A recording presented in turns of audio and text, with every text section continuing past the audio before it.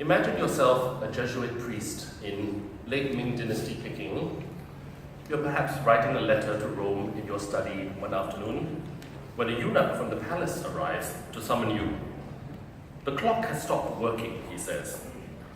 So you follow him into the Forbidden City, into the inner rooms of the palace, where a clock, a gift of your Jesuit order, just some decades ago has stopped working. While you pretend to examine the inside, you chat with the eunuchs and palace maids and attendants, asking them what's happening with the court, what's happening with that governor, and all the current political affairs. You know what they do not know, that there is actually nothing wrong with the clock. All it needs is winding up. So you wind it up, and there it is, working again. Very good. As you depart, you quietly cross yourself, and thank God, the Chinese have not figured that bit out yet. And this is why the Westerners constantly gave clocks to the Chinese, because when it wound down, you had a chance to come visit and chat again. And they gave harpsichords as well. And they never quite told the Chinese you needed to tune the things. So every few weeks, oh, it's off. Come, let me help you adjust it. So our current chapter starts with Matteo Ricci, who was the most famous and the model for all the missionaries of the 16th to 18th centuries. Born in Italy in 1552, he arrived in Macau in 1582 and began studying Chinese. He was in Macau, but he didn't study Cantonese. He studied Mandarin and classical Chinese, Wenyan. And he learned Chinese philosophy as well, to the point where he could actually debate with the philosophers in the capital. Eventually, from there, the Jesuits set up their first mainland house in Canton. And originally, the Jesuits dressed like Buddhist priests, like they did in India. In India, the Jesuits dressed up as like Hindu ascetics. And so in China, they shaved their heads, wore the long robes. And unfortunately, the reputation of Buddhist priests at this point in China was not very great, and their status was low. They did not have a reputation for holiness. And for this reason, the Jesuits decided to adopt the silk dress of the literati, the Wenren, letting their hair and beard grow, and adopted the manners of the literati with their bows and honorific titles. And if you'd like to know what the dress of a Ming Dynasty literatus looks like, there is Shinrong over here. And later on, somewhere in the PowerPoint, you'll see some pictures of the Jesuit priests dressed as Chinese literati. So in 1600, Father Ricci set off for Peking with presents for the emperor, but ended up somehow in prison near Tianjin, with the presents confiscated. And when all hope seemed gone, suddenly the emperor sent for them, and Ricci wrote about it this way. All we ever learned was that the emperor, one day being all alone, remembered a memorandum which said some foreigners wished to give him a bell that rang on its own. And he began to cry out, "Why have these foreigners not given me this bell that rings of itself?"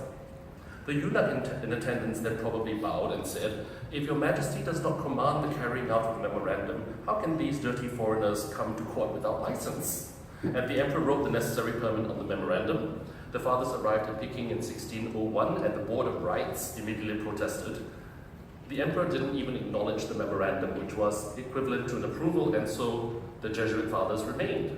But there was also a very practical reason why the Jesuit fathers where they stayed.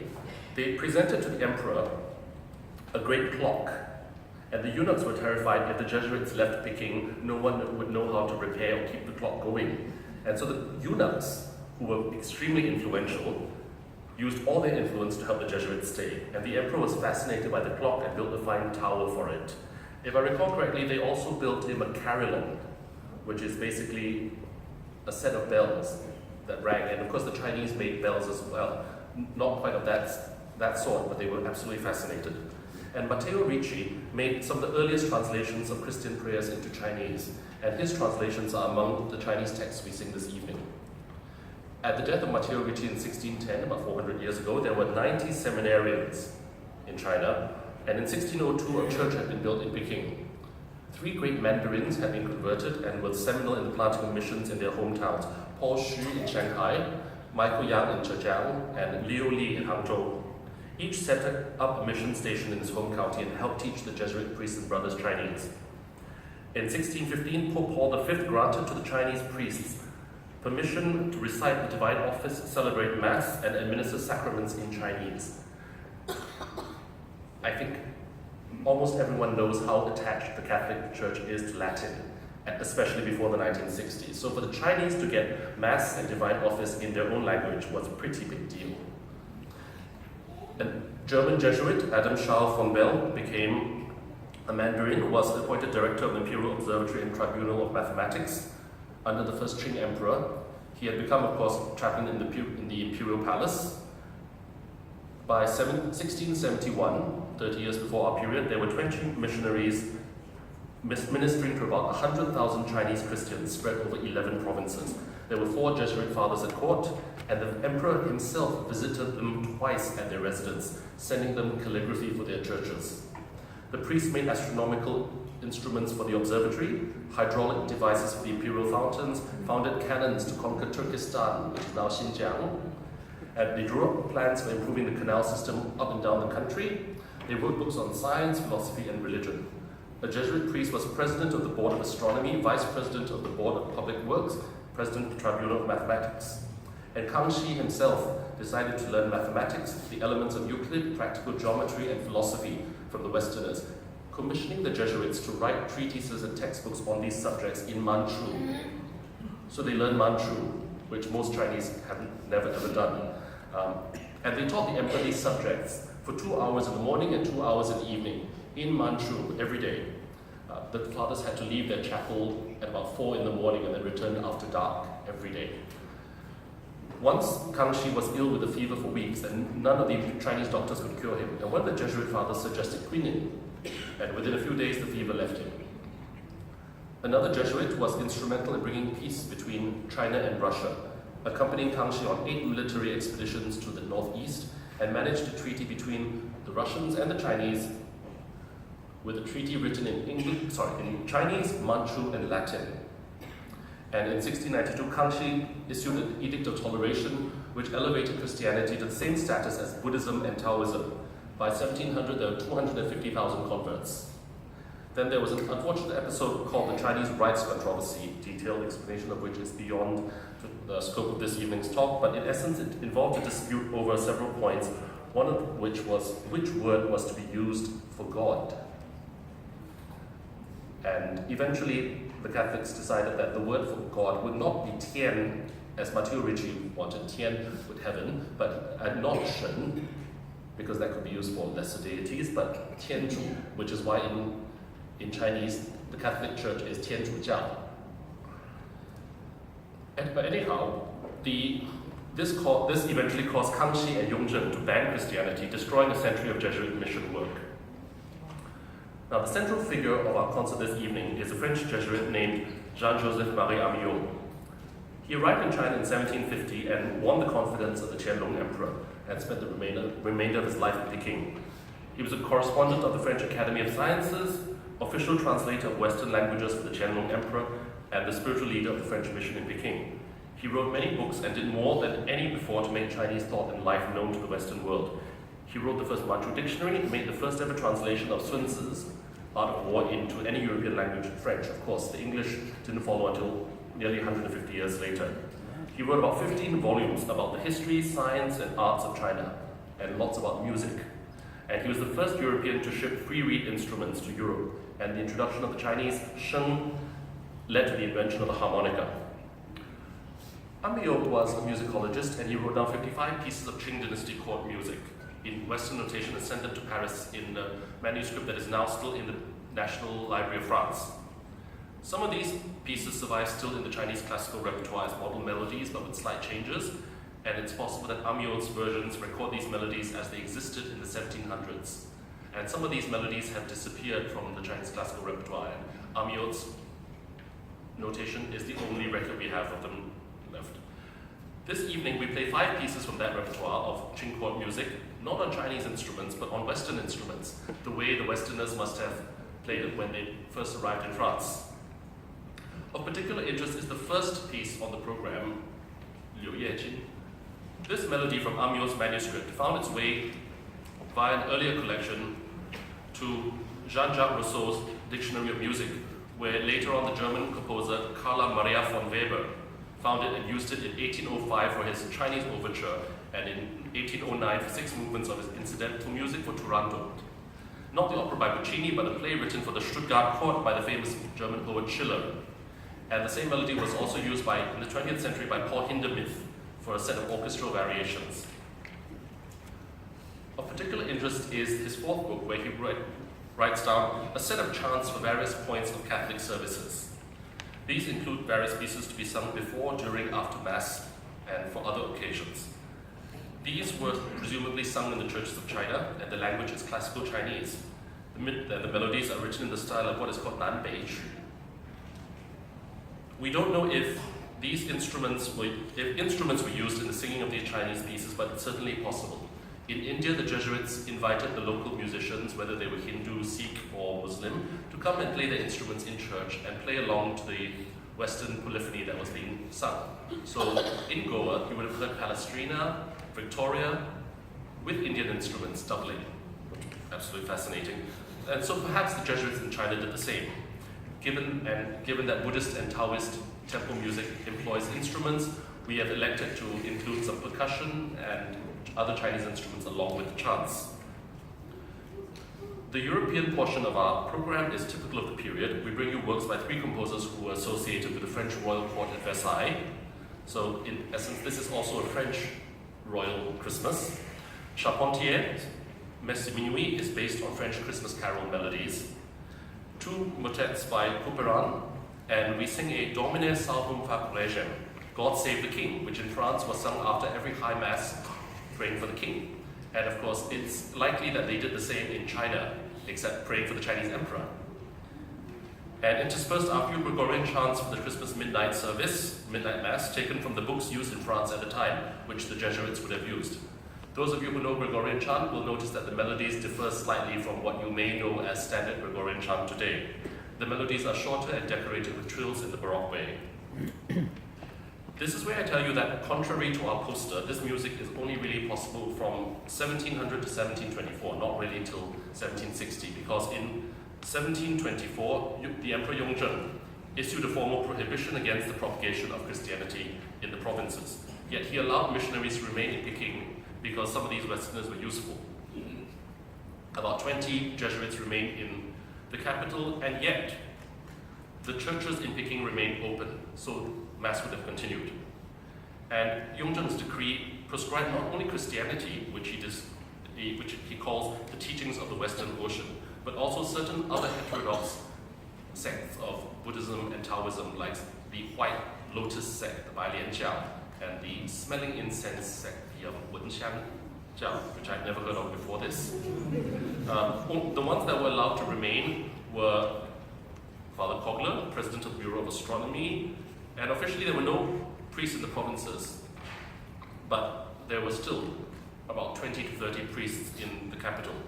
And even in 1743, there were estimated 40,000 Christians, of course all Catholics at this point, in Peking, which had a population of 750,000. So that makes roughly 5% Catholic in Peking. Each year there were 1,000 baptisms, and there were 12 Chinese priests to boot. And 2 priests were in charge of the great mapping project of the empire. 2 brothers were imperial painters. You may have heard of one, Giuseppe Castiglione, in Chinese Lang Shening. And you see some of his paintings in the PowerPoint. There were 2 imperial musicians who were priests. There was a Jesuit brother who was a sculptor. Another one fixed clocks and toys. One made glass and enamels. And the 2 imperial doctors were Jesuit brothers as well. Unfortunately, outside Peking, persecution was intense, and in 1746, Qianlong issued a decree approving the beheading of all Christians who persisted in their foreign errors, and many Christians, both native and missionaries, were beheaded or strangled. Alas, but nevertheless, our program for this evening celebrates an earlier period, a golden period, when East and West were open to each other and influences went both ways. We hope you enjoy the evening, and now we'll follow a short summary of what I've just said in Mandarin.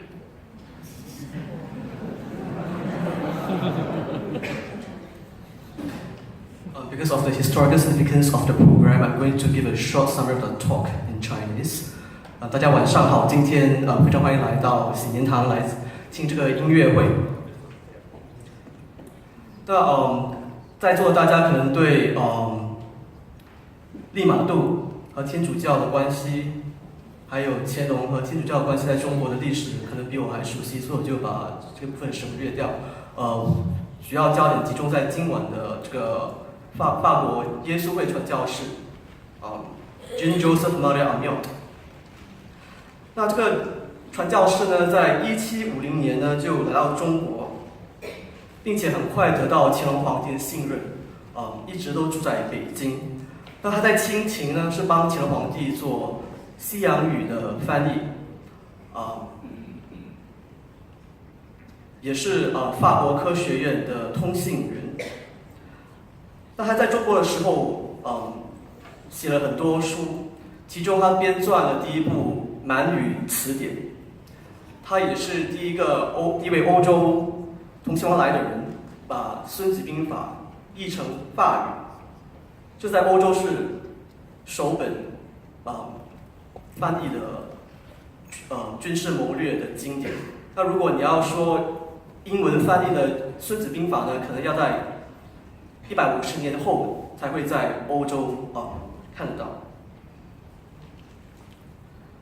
那 Amiot 他在清廷的时候写下了大概55首宫廷音乐，都是用西洋的记谱方式写下来的。那他在1779年把他的手稿寄回巴黎，现在存于法国国家图书馆。那有一些曲子呢，还是可以在现今的中国传统音乐的曲目中看得到。可是，在一些细节上可能有些出入。不过，我们可以很肯定的是，当时Amiot 所记的旋律，就是他在1700年那个时代所记下来的旋律。那这些中国乐曲呢，如果说寄回巴黎的话，那理所当然的是用西洋乐器来演奏，所以尽管有5首中国的传统曲子都是用西洋乐器来弹奏的。那其中有一首曲子叫做《柳叶集》，这个曲子在欧洲多个地方都可以找到它的足迹。其中呢，德国作曲家 Carl Maria von Weber 1805年写的《中国序曲》和1809年写的《杜兰朵背景音乐》中都可以找到他的踪影。这个跟 Puccini 的《图兰朵》是不一样的。那他的手稿的第4卷呢，就记录了很多他为清廷写的经文歌，都是为各种天主教仪式写的经文歌。那这些经文歌都是用文言文写的，所以由此我们可以知道，当时在清朝的时候，如果你是天主教徒，所用的语言都是用华语，书面语就是文言文，而不是用拉丁文，这是比较特别的地方。当然，我们不知道这些天主教徒在唱这些中文的经文歌的时候是用什么乐器伴奏，我们不知道。但我们可以从耶稣会传教士在印度的活动中，可以做一些有根据的猜测。因为在印度呢，耶稣会传教士他们所唱的经文歌都是以当地的印度传统乐器来伴奏的。所以我们今晚呢就用了各种各样的中国乐器来伴奏这些经文歌，其中就有笛子、二胡、古筝，还有打击乐器木鱼、铃和磬。那欧洲曲目的部分呢，就是来自法国凡尔赛皇宫的巴洛克音乐，其中就有 Chopin 的圣诞夜弥撒曲和 Couperin 的2首经文歌。所以，事不宜迟，我们就请大家洗耳恭听，请大家慢慢欣赏，谢谢。